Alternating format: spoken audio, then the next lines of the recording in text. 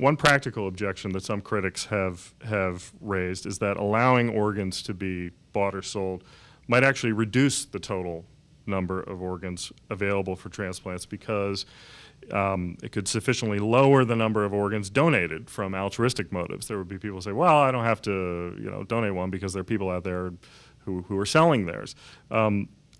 What do you make of this objection? We don't have a case study for it, but I've heard it raised a few times. What's your response to that? My response is I think we do have some case studies for it in Israel and in Hong Kong.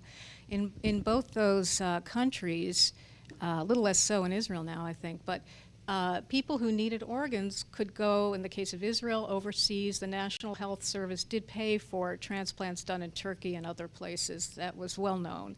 And in Hong Kong, people would go to mainland China, which is perhaps the most egregious example of human rights abuses. Some of the transplants actually come from political prisoners.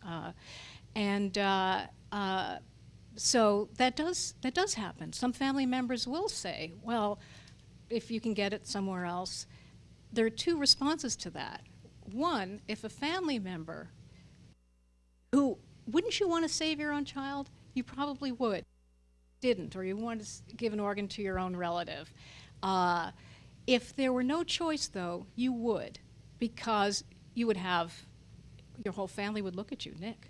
Are you going to kill your sister? Come on, Nick. I mean, that kind of emotional, that's coercion. There is a flip side to the very lovely narrative of the gift of life. And again, I'm the poster girl for altruism. Virginia didn't have to do anything for me. She didn't even have to let me know that a third party told her. I wasn't in the room.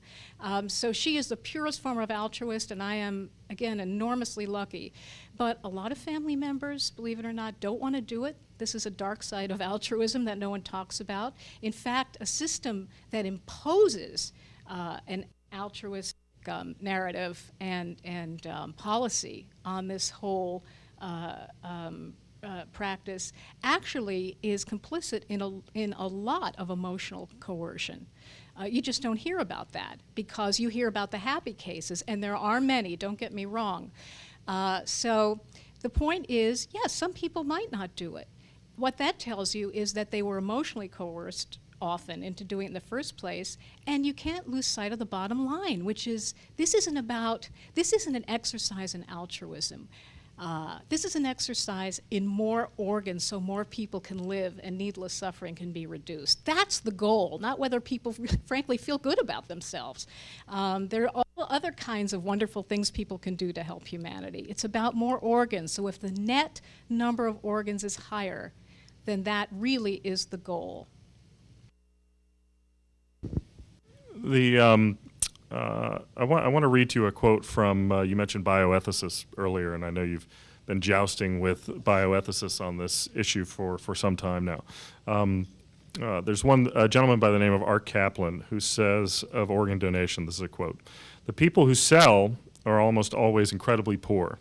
They're usually up to their eyeballs in debt past the point of desperation. They're not making a calculated decision."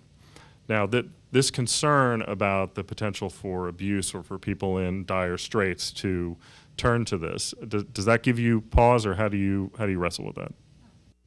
Oh, definitely. I think that is a very legitimate response to the idea of a market, a free, unfettered market, or even a free market that's regulated. In fact, and even a black market. That's clearly what we see in the third world. Desperately poor people doing this, reluctant to do it, most of them, and probably all of them. And as we said before, not guaranteed of the money, not even, things aren't explained well. Most of these people are laborers, and because some of the surgical techniques are so old, they do a fairly traditional nephrectomy scar, which goes from here to here. It takes months to recover from that if you're a laborer. So you end up losing more money, assuming you ever got paid. You end up losing more money because you can't work. A disaster. So the response that my colleagues and I have been promoting is a regulated market. We're not talking about a situation where you pay me, where we enter into a private contract, or a third party is a is a broker to profit off this.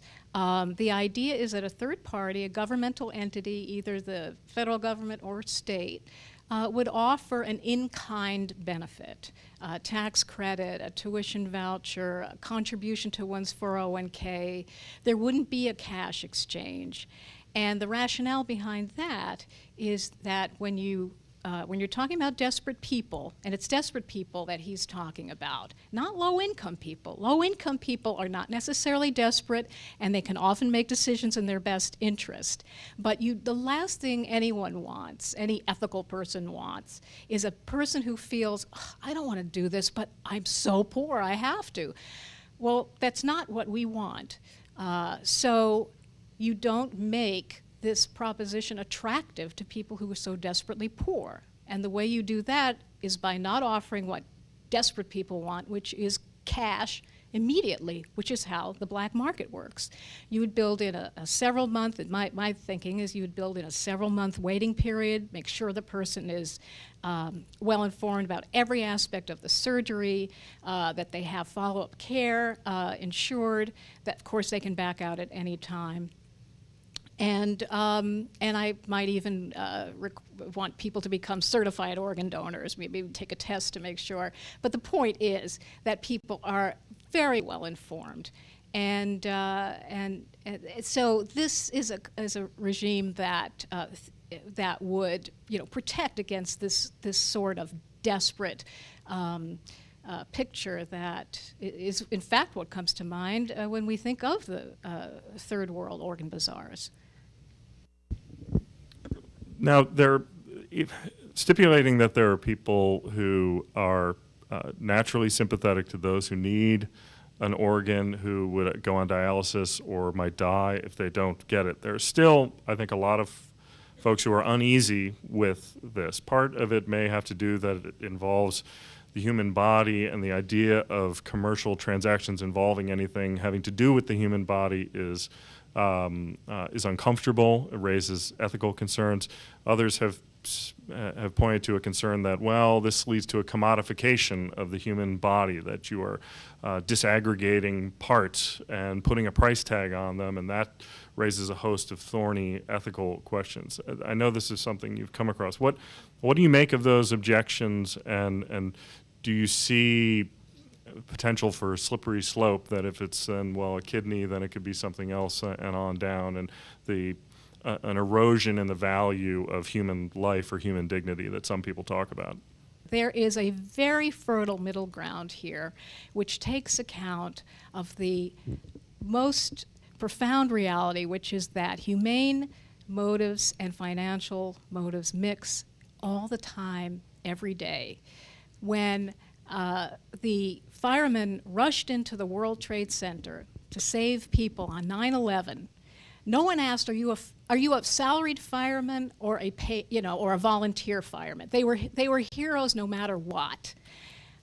We pay rabbis, we pay teachers who enlighten us, we pay physicians. Is that commodifying our health that we've paid physicians?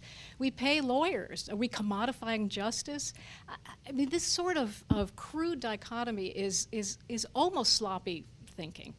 And when people talk about commodification, in my view, what they're really talking about is dignity and respect. And the way that we can ensure dignity and respect is, frankly, to treat people that way. When a donor comes in, whether he were someone who would be compensated in the manner we discussed before, not cash, or you coming in to give a kidney to your cousin, you are treated with respect as an autonomous being who can make a decision about your own fate. Protections are put in place for you. In fact, there'd be more protections in the kind of arrangement we are talking about than currently. Right now, when you leave the hospital, when Virginia left the hospital, she was on her own. So we respect you as someone who can consider your own best interests.